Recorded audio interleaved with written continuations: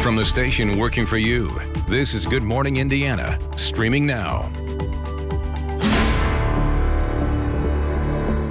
It's Friday, January 8th, right now on Good Morning Indiana. Today, Hoosiers who are 80 and over can begin getting the coronavirus vaccine. We're breaking down everything you need to know to sign up. It's about making sure that we are set up for the future, not just this next 10, 20 days. Calls to remove President Trump from office are growing. We talked to our political insiders about why some think the move is necessary. In 2 months, the college basketball world will descend on Indiana. But is the Hoosier state ready?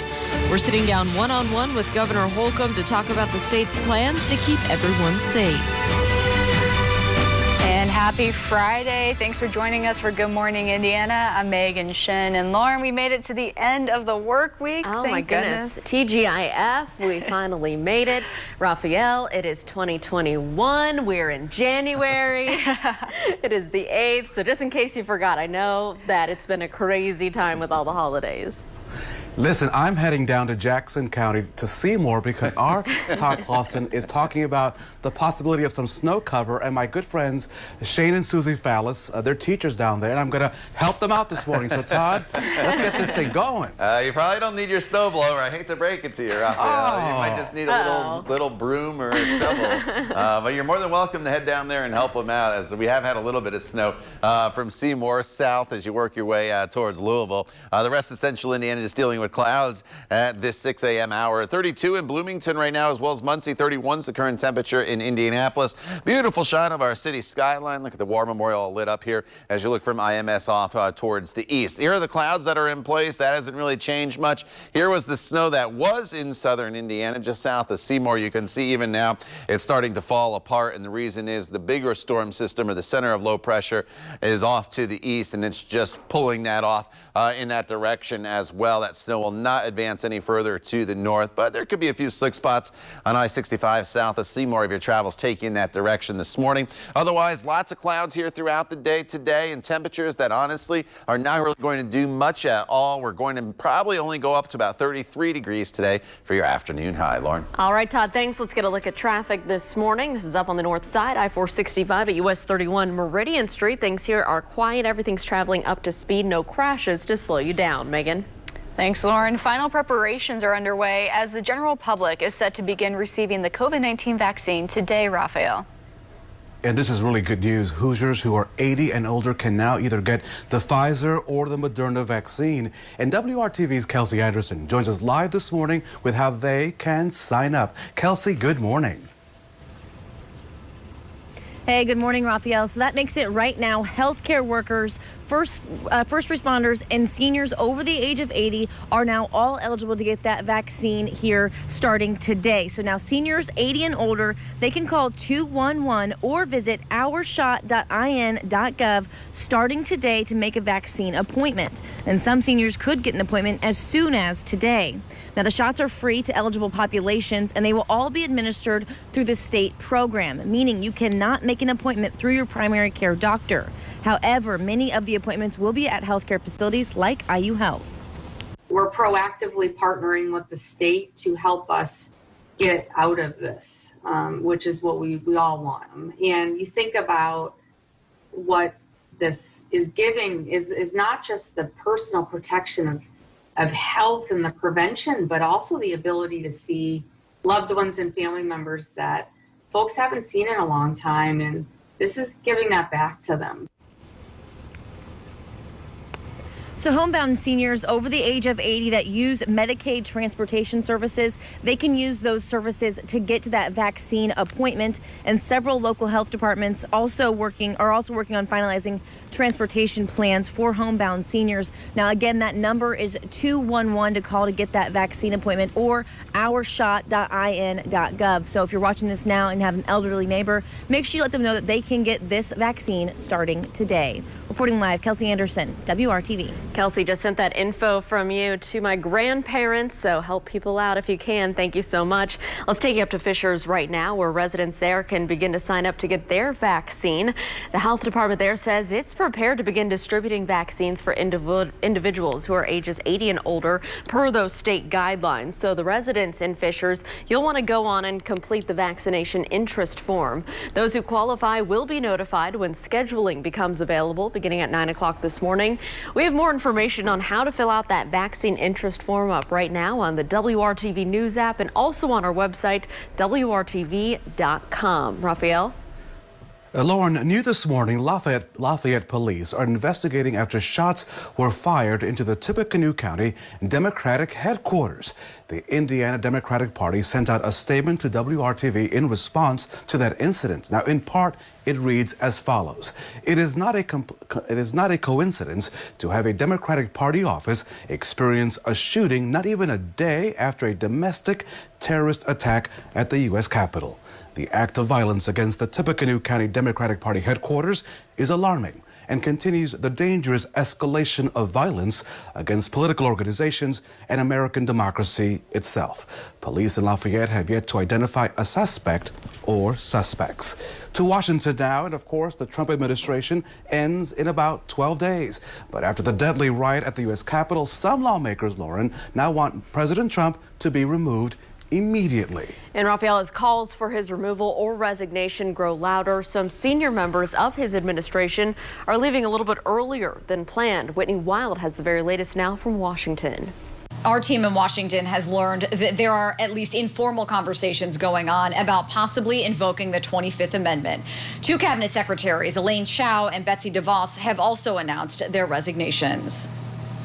The president should be removed from office. I think there's no question that America would be better off if the president would resign or be removed from office. Both sides of the political aisle now calling for the impeachment of President Trump or for the 25th Amendment to be invoked. The vice president can invoke the 25th Amendment today, and if the cabinet votes, he's gone. They should do it now. If the vice president and the cabinet do not act, the Congress may be prepared to move forward with impeachment. As to the 25th Amendment being invoked, I do not believe that's appropriate at this point. Now, top White House officials are calling it quits. Transportation Secretary Elaine Chao resigning Thursday afternoon, saying in a statement, "The storming of Capitol Hill has deeply troubled me in a way that I simply cannot set aside." Federal prosecutors are looking at what role anyone, including President Trump, played in inciting the storm on the Capitol. Now the White House is condemning yesterday's riots. To those who engaged in the acts of violence and destruction, you do not represent our country. And to those who broke the law, you will pay. Federal prosecutors here in Washington have already charged 15 people with charges related to that riot yesterday. They also say that looming possible charges could include sedition. In Washington, I'm Whitney Wild reporting. And in addition to President Trump condemning Wednesday's violence, for the first time he did acknowledge he will not be serving a second term in office. The president released this video on his Twitter account Thursday after his account was restored. In it, he says he's now focused on a smooth transition of power. Discussion on President Trump's future in the White House are expected to intensify today when House Democrats hold their first full caucus call since the attack on the Capitol. Raphael? So, Lauren, new this morning, there is an appetite to hold people accountable for the riot there in the nation's capital. Some Democrats and at least one Republican have called for the impeachment of the president with only 12 days left in his presidency.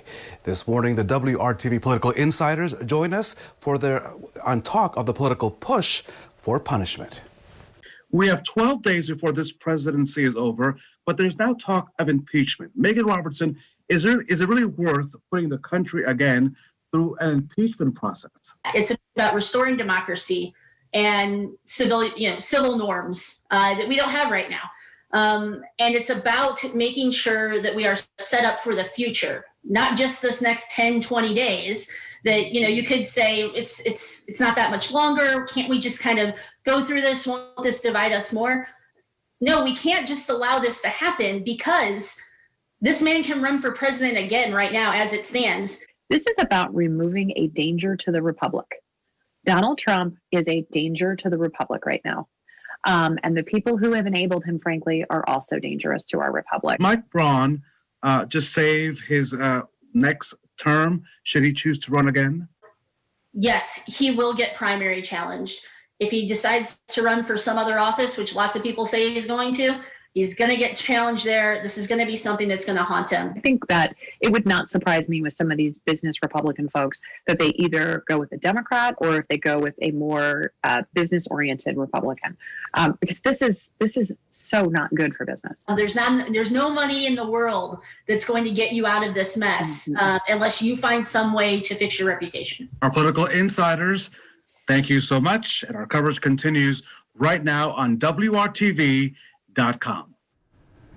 A local organization is working to give Indianapolis youth a voice and reduce violence. Up next, how their efforts are impacting the city's most vulnerable. Todd. And Megan, there's been a little bit of light snow actually across southern portions of central Indiana here on this Friday morning. It's beginning to wind down. That's the good news overall. It's going to be a pretty quiet day of weather for us once again, but we're looking to brighter days ahead for the weekend. We'll talk about that coming up when Good Morning Indiana continues right here on WRTV. With Dove Body Wash. Welcome back to Good Morning Indiana. It is 6:14. Raphael, we know Indianapolis saw a dramatic increase in deadly violence in the year 2020.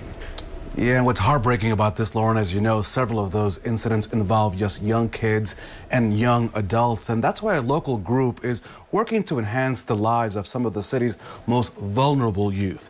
This program is called Voices. It's an arts-based youth center organization.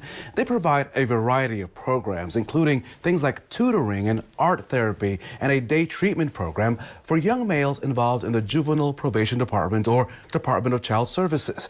Brandon Randall, the director of engagement with Voices, he says it's important to provide a safe space and place to empower youth to use their voices for good. Violence is not going anywhere. But what we can do is we can look at our students, look at the ones who have had the most interaction with violent situations, and try to do our best to remove them from that and put them in positions of power and privilege. We strategically put young people in places where they're leading the discussions, they're the ones drafting policy and proposing solutions. Voices has a program where students go through 6 weeks of community engagement, identity and image and conflict resolution topics. They're also working to expand this program by going to different apartment complexes and community centers across the area. You can find more information on the program, including how to get involved, by clicking on this story in the WRTV app. Lauren? And another organization working to build a stronger community and decrease that violence we talked about is the MLK Center. It's located in the heart of the Butler-Tarkington neighborhood in Indianapolis. And the center is a place that provides education and support for local families. It's also created a Tarkington Teen Work Crew. The mission of that crew is to expand the center's reach, engage with the youth, and find out how the center can better serve our local communities. Another goal is improving their relationship with police officers. We spoke to one of the center's junior community builders about the importance of this program. I have to do it because I'm one of the only ones that can, actually make a change. They could have put anybody in this position, but would it matter if they can't do nothing for the community or don't know nothing about the community? So this outreach program uses grant money from the Central Indiana Racial Equity Fund. That fund was actually established last year by Eli Lilly, the Lumina Foundation, and the Central Indiana Community Foundation. More than $2.2 million will go to advancing effective solutions to racial inequality in Indianapolis and surrounding counties. Lauren, time now is 6:17. As COVID-19 vaccines roll out, some companies are making plans to bring employees back to the office, but that's not sitting well with everyone. That's according to a survey by the Live Career organization. It shows 29% of employees would rather quit than return to the workforce. And more than 60% of those surveyed want to continue working from home after the pandemic. Some experts say companies are aware that many people will want to continue working remotely, so they're likely to offer flexibility. What you might be able to do is work with your manager to say, well, I want to work from home 4 days a week, but willing to come in 1 day a week or a couple of hours a week. But rather than thinking about it as fully remote or fully in the office, is there a way that you can meet halfway in between? It's important to remember your company can still make it mandatory to come into the office. If you're not comfortable returning to work, talk to your manager and be transparent about why you're hesitant, especially if it's a health-related issue. And our commute so far isn't too bad right now, Todd. It's pretty good out there with the weather. Yeah, you just got to bundle up a little bit. You don't have to worry about any precipitation in the forecast, with one exception, and that is south of Seymour on I-65 or in other portions of southern Jackson County. There's been a little bit of light snow. I'll show you that on radar in just a second. But overall, it's just another cloudy day for us here across the area. The sunshine, where have you been? We haven't seen it since Monday. Well, it's finally going to make a return tomorrow. Temperatures are going to be near average as well. Our average high this time of year is 35 degrees. Here's a view from IMS back towards downtown Indianapolis. Obviously, the sun's not up yet. You can't see all the clouds that are out there, but no visibility issues. Temperatures range from 27 right now in Richmond. You've been our cool spot all morning long, 34 in Terre Haute, 32 in Greencastle. Martinsville currently at 31 degrees. But here is the issue. There's a little bit of a wind that's out there once again this morning, and that's resulting in temperatures really feeling like it's in the 20s. Those are your real feel temperatures. So definitely need to bundle up this morning as you get going. And the problem is our temperatures are just not really going to move at all as we work our way throughout the course of the day today. They're going to hold steady here this morning. Even once the sun comes up, there's really not a whole lot of movement in an upward direction that is going to take place. Essentially, what the temperature is this morning is basically what you get, minus a couple degrees as you walk out the door this afternoon. Here are the clouds. There's been a few breaks here in northern locations. Down to the south, though, we've had those snow showers that have been moving just south of Seymour. It's part of this bigger storm system that is now starting to move up the east coast. And this storm system literally made a U right around Indiana. It was up near Minneapolis and Omaha 2 days ago. Yesterday went to our south, and here it is now making its way up the east coast. But as that storm system slides off into the Atlantic Ocean, that's finally going to allow the weather pattern to kind of free up a little bit and start to move once again.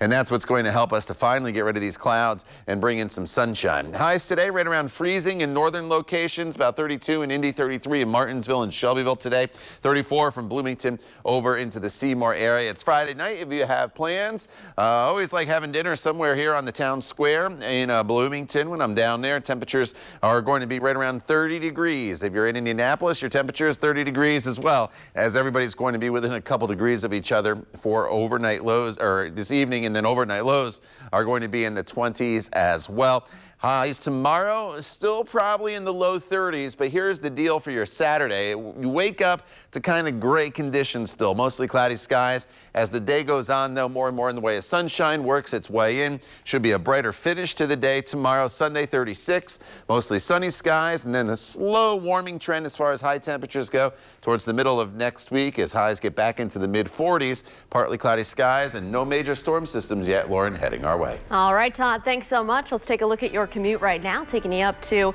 Lebanon. This is I-65 in your area up here in Boone County. You can see traffic is moving along up to speed. Things are picking up both northbound and southbound, not slowing anything down for your Friday commute. So that is good news this morning. Of course, we'll keep you updated if there are any trouble spots you need to avoid.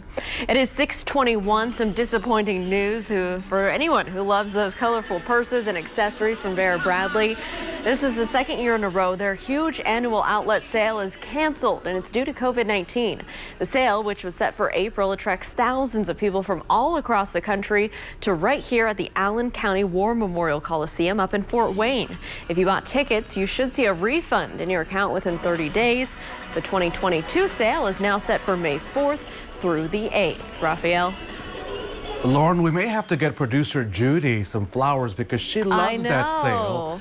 And she's going to be really bummed about that. So, producer Judy, I know you're watching. We're going to make sure you get cake or something. I promise. Hey, renting a car can come with some hidden extra fees. Coming up, consumer reporter John Matteries tells us what to look for when you return your rental. So, of course, you don't waste your money. Let's head outside on this nice, cool day here in central Indiana. A big good morning to Beech Grove, Bloomington, and Barkersville. All great places to call home. You're watching Good Morning Indiana right here on WRTV. WRTV. Welcome back. The time right now is 6:25. Raphael, Megan, this is when we chat about what is trending at 6. So we got to kind of talk about New Year's resolutions. I haven't started mine yet, so we're not off to a good start. But many people, they're still on track with their resolutions. Good for them. Whether it's working out more, maybe taking part in Veganuary or even Dry January. I don't know anybody doing that in the pandemic, but the chaos of Wednesday put a lot of resolutions on pause for some people. Social media users took to the internet to try and use some humor to lighten the mood, and experts are encouraging people to keep at it. They say one slip up doesn't mean you have to completely throw away your goals. And Raphael, that's right. I mean, good advice. If you haven't even started your resolution, then there's nowhere but up to go from here. Yeah, and I think a good resolution is eating chicken, because I love me a good bucket of chicken. And so, Megan, KFC paid for my freshman year of college, so I always read the KFC scripts no matter what. So here we go. KFC has released what it calls the best chicken ever. You'll get to decide. This chicken sandwich has a lot of meat on it. It comes on a bun with pickles and mayonnaise and spicy sauce, I'm told. KFC says that every sandwich, of course, will be cooked when you order it, so it'll be fresh, which is a good thing, right? So there you have it, Megan. I read all KFC scripts, no matter what's happening. Yeah. Spicy, I like it. I'm gonna have to try it, Raphael. Well, today marks the end of an era. Jeopardy fans will say one final goodbye to Alex Trebek. His final taped episode airs tonight. Trebek has hosted every single show since 1984. That's except for one time in 1997. On April Fool's Day, Trebek and Wheel of Fortune host Pat Sajak switched spots as part of a prank. And tonight's episode was filmed 10 days before the iconic host died from pancreatic cancer. Rest in peace. Well, he definitely leaves a legacy behind, you guys. Yeah, that'll be something we'll have to stay inside and watch, Todd, because, you know, it's January. We can't ask for too much outside. You know, today might be a good day to stay inside, or later on this evening. It's going to be chilly. There's not much that's going to be changing in the forecast for the day today. We're starting off with clouds and temperatures right around 30, 31 degrees. And as we go throughout the day, not much changes as far as the sky cover or the temperatures. There's a lot of 31s on this graphic, and that's because the temperature just holds pretty steady. Our normal high is 35, so a little bit below normal today. Those 30s going to feel more like the 20s, though, when you factor in a little bit of a breeze that is out there today. Hopeful for a few peaks of sunshine as we get into the afternoon hours. Definitely not a guarantee, though, Lauren. Better chances for sunshine returns during the day tomorrow. Todd, thank you. So we know renting a car can sometimes come with some extra hidden fees. Working for you, our John Matarese shows you what you need to know when you return the car so you don't waste your money. Renting a car when yours is in the shop is never fun, but what can make it even worse is when you're hit with extra charges that you feel you don't deserve. Butch Hatcher is a clean car fanatic who loves shining his BMW. This is a 2003. So imagine his surprise when a rental car company charged him hundreds in cleaning fees. They charged me $300 for a cleanup. But the cleaning fee was only one surprise. Butch's receipt from this Avis budget office shows a late fee of $140 a day for a week, even though he insists he had returned the car. They said you didn't turn it in? They said I didn't turn it in. Their records showed that the car wasn't turned in until a week later. Butch says he dropped the car off after hours, locking the keys inside. I called customer service and told them I had dropped it off. It was parked right in the front, and I put the key under the passenger side. It doesn't matter what rental company you use and whether you're renting a car or a moving truck. There are some things you should do at drop-off to make sure this doesn't happen to you.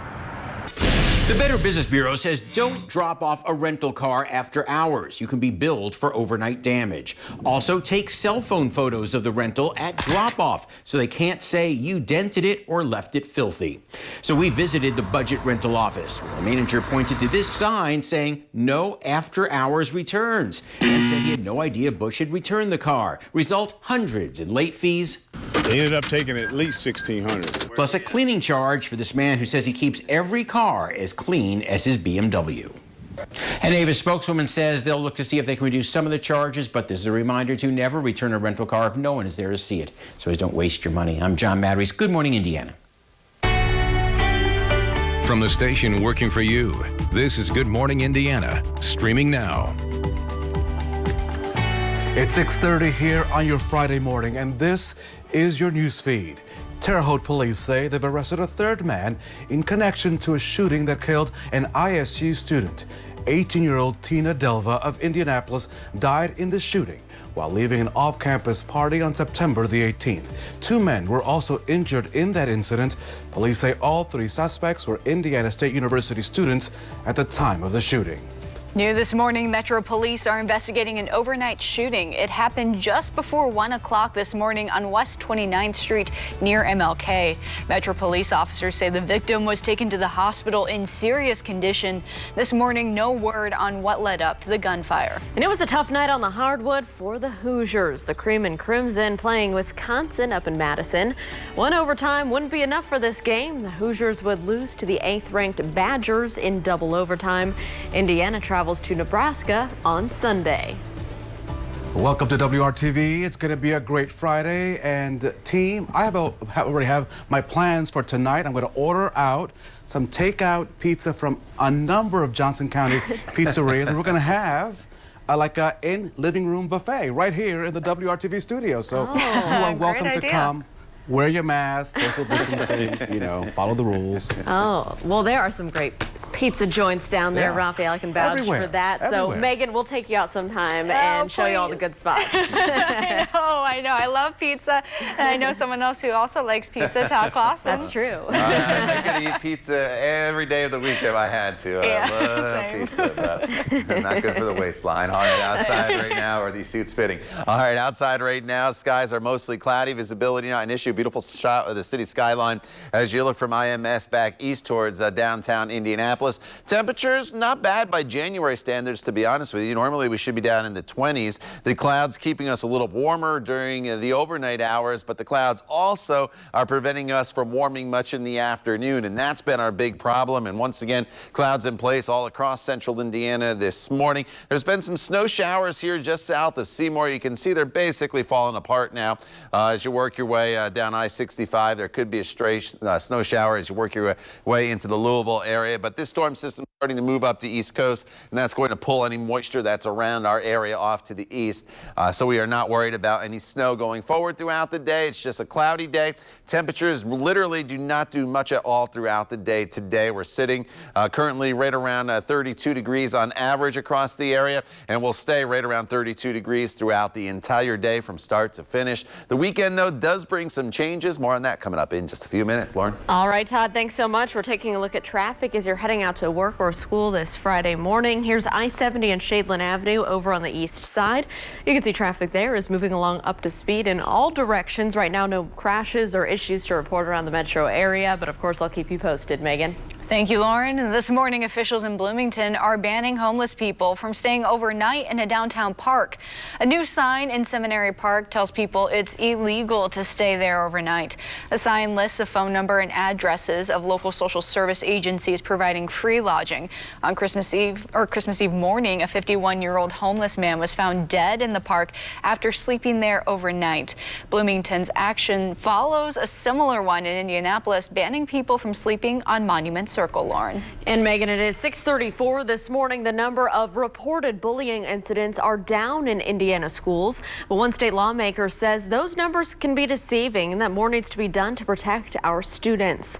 So by law, private schools do not have to report bullying numbers to the State Department of Education. Representative Greg Porter says that needs to change. He's filed a bill that would require charter schools and private schools to adopt anti-bullying policies if they accept funding from the state. The bill comes as statewide numbers show the number of bullying incidents reported by schools is dropping. Porter says he hopes lawmakers understand they need to take action on bullying this session. It's just simple, and I don't understand, Karen, why it's so hard for them to digest that you're receiving the money, you want the dollars, you just adhere to the rules that everyone else. Well, schools are supposed to report physical, verbal, social, and electronic bullying. Schools will submit their data from the school year at the end of June, and the state will publish the new bullying numbers this coming August. Porter's bill would also require schools who accept choice scholarships to adopt discipline rules that prohibit bullying.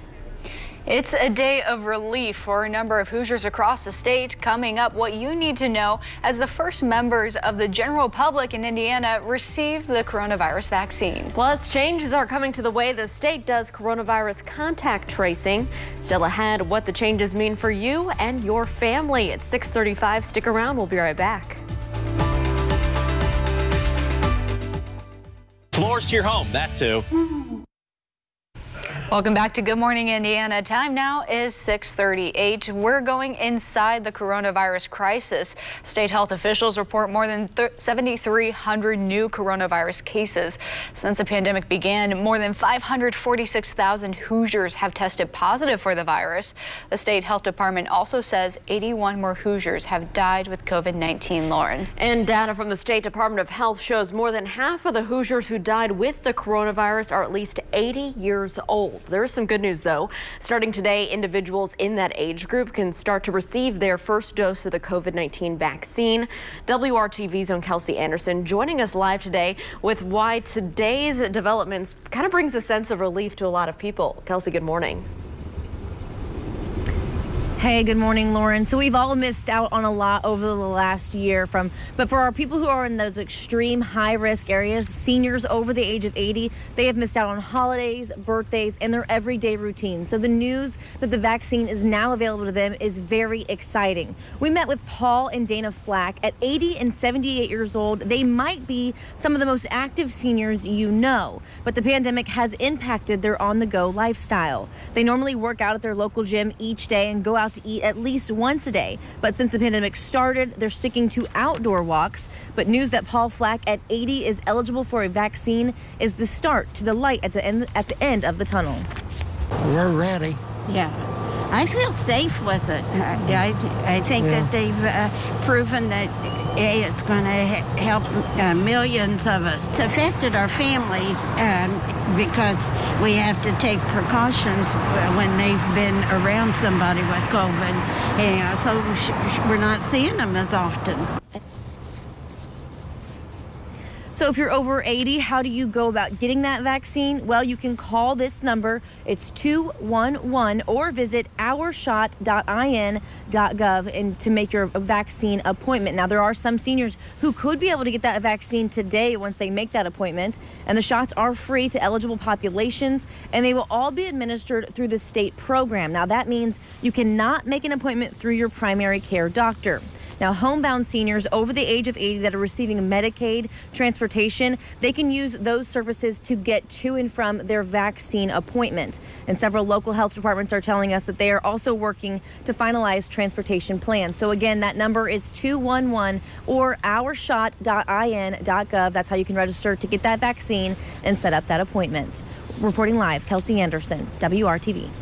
Thank you, Kelsey. And we know health departments across the country have been using contact tracing systems.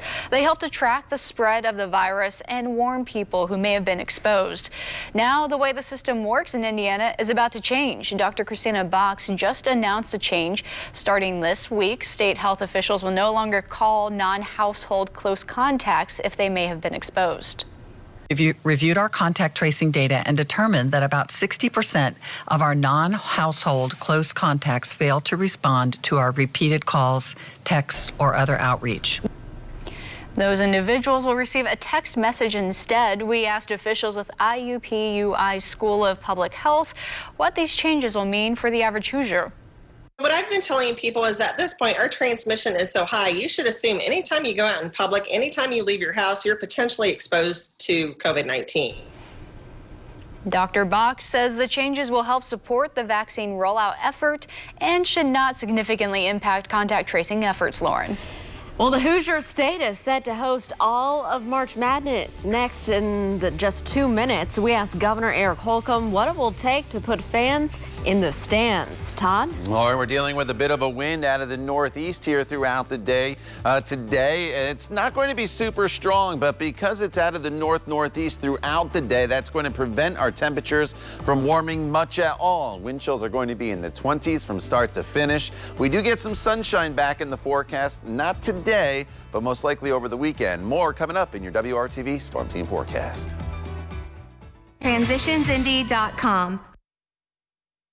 Welcome back. So new this morning, unemployment benefits and the pandemic are among the issues our Rafael Sanchez asked Governor Eric Holcomb during a one-on-one talk this week. That's right, Lauren. The governor supports the state's decision to host the NCAA, and he explains what it may take to allow fans in the stands. As March Madness is coming to Indianapolis, are we taking a health gamble by inviting the best, the brightest throughout the state, Evansville, Fort Wayne, Indianapolis, this huge event to come to Indianapolis in the middle of a pandemic? So no, we're not gonna ignore the data. We're not gonna ignore the science. We're not gonna ignore the facts on the ground as they are, be it in Evansville, Fort Wayne, or the capital city. I think what you'll see is, as was mentioned, the NCAA has had the benefit of monitoring and watching other leagues pull off large events. Some have had no fans, some have had parents, some have had fans. There's no gambling, there's no sacrificing that standard of safety first. And fortunately, having a partner like the NCAA and their student athletes that they represent, that's where they start too. As the vaccine rollout continues, the number of Hoosiers who I hope take us up on this, on this resource, I hope we're in an even better place than obviously we are now. The last time we spoke last November, you were looking at some record number of jobs coming into the state. At the same time, thousands of Hoosiers are still waiting for their unemployment benefits. We're working daily to make sure that the tax dollars that are allocated are moved out the door to the people who rightly need and deserve them at this time. And we're doing it as fast as humanly possible. That was our Rafael Sanchez, and since March, the state has paid out more than $6 billion in unemployment benefits involving 770,000 individual claims. We will continue to try to get answers about unemployment payments for you as this pandemic drags on. Time now is 6:47. Let's get a look at the weather with Todd Clausen. All right, as we walk out the door here on this Friday morning, it's much the same as it has been throughout this entire week, with the clouds in place and temperatures generally sitting right around 30 degrees. Officially at the airport in Indy, we are sitting at 31 with a wind chill value of 21, and that's because of this wind that is out of the northeast at 14 miles per hour. So 14 mile per hour, it's not a super strong wind. It's not going to do any damage, but it is enough to make things a little uncomfortable, I think, as far as the temperatures go. And the wind direction out of the northeast is going to prevent us from warming much at all as the day progresses. We're sitting at 30 right now in Greenfield, Martinsville, and Columbus, 32 in Bloomington, 32 is the current temperature in Greencastle. We're looking at real field temperatures right now that are sitting in the 20s. So you really just need to bundle up as you get going here throughout the course of the morning hours.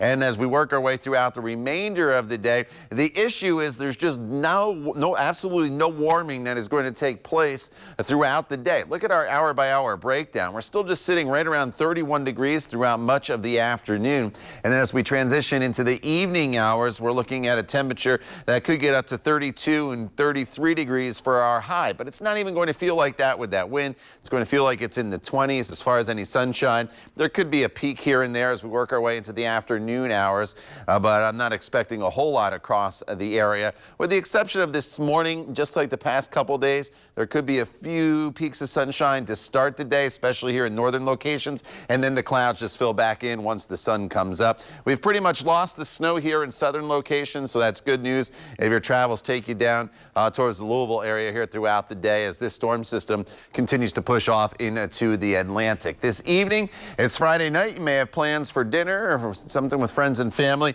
Temperatures holding steady, pretty much right around 30 degrees with mostly cloudy skies. Then overnight tonight, we'll lose a few more 34 degrees, going back down into the mid-20s across the area.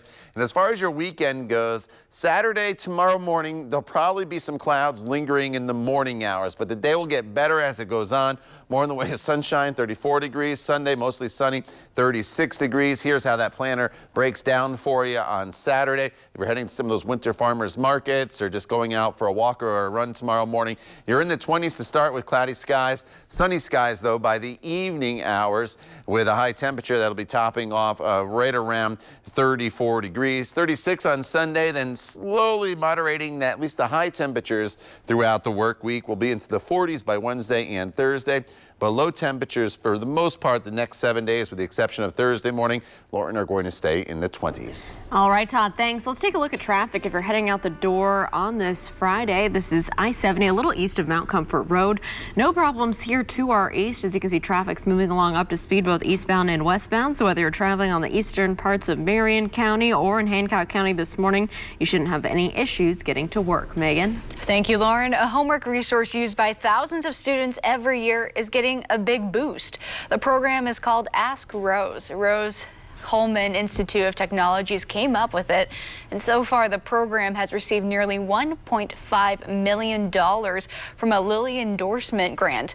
The service currently includes phone chat and email services. School officials say the grant will allow them to expand to include video tutoring services. Students in all 92 Indiana counties can use the program for free. And for more information, visit askrose.org. A longtime Indianapolis restaurant is getting a financial boost that it needed. Coming up in Good News Friday, the organization stepping up to the plate and helping them out. Stay with us. You'll want to see that story just after the break.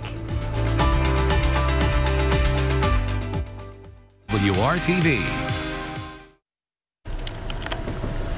Welcome back to Good Morning Indiana, and we have made it at the end of a long week. Yes, thank goodness, Raphael. Lauren, I'm still fairly new, but I'm quickly learning we like to end the week on a very positive note. Yeah, Megan, it is our favorite part of the show. There's nothing quite like sharing good news like this story. So we saw your story. We've been trying to get in touch. We had 1 million people reach out for Rathskeller's, been trying to get in touch. I think I've been there. I think it's an institution in Indianapolis, so we want to help out. Well, that is a phone call that employees at the Rathskeller got from Barstool Sports founder Dave Portnoy. The employees at one of Indy's oldest restaurants applied for the media company's restaurant fund. In a video application, employees say the Rathskeller is on the brink of closure. Since it was started in December, the Barstool Fund has raised $20 million for small restaurants all across the country. It's already helped at least 2 other Indiana businesses. So congratulations to them. That is great news, Raphael. That is great news, of course. Let's keep the good news rolling on this Friday. An Ohio man desperate to find a kidney for his wife. He threw a Hail Mary, hoping, that someone would listen to his message. Well, that message, it crossed state lines, and someone answered the call. 1 year ago, Aaron Thorne stood on a street corner in Hamilton, Ohio. He wore a sign that read, "Need kidney for my wife." Aaron's efforts, they went viral. A woman in Pittsburgh, PA saw their story. After more than a dozen tests, the woman learned she was a perfect match. The news just came in time. Aaron's wife had to have both of her kidneys removed in 2020 because of a kidney disease. They called the donor Cheyenne Frappier. Now she is their hero. I was very excited, but at the same time, I'm like, oh my gosh, someone is willing to give me a piece of themselves. Because of our community, because someone loved us that doesn't even know us. Look at us. We're blessed. Kelly's transplant surgery is scheduled for February the 2nd. We wish her all the best. And people who live in Madrid, Spain, getting a treat on Thursday. Snow fell in the city for the first time in about 10 years. Kids took to the streets to make snowballs. They also took to the hills to go sledding. Madrid is near the mountains, but it's usually lacking in snow in the city. All right, well, let's get another check of weather with Todd Clausen. Raphael, and I found where you can take your snowblower. Right. You know, you didn't want to go to Russia, so now maybe you can just go to Madrid. Madrid. A little carry-on item on the airplane. Listen, two words. Hola, Madrid. Yeah. Hola. Yeah, I'll go with you. All right, no snow in our forecast here in central Indiana, but we do shed the clouds in the coming days. We get into a stretch of partly cloudy skies starting tomorrow afternoon with high temperatures that will be in the 30s. And we're back in 25 minutes and throughout Good Morning America with news, weather, and traffic updates, of course. And remember, all your news can be found throughout the day on the WRTV News app. We hope you have a great Friday and a great weekend. Thanks for joining us.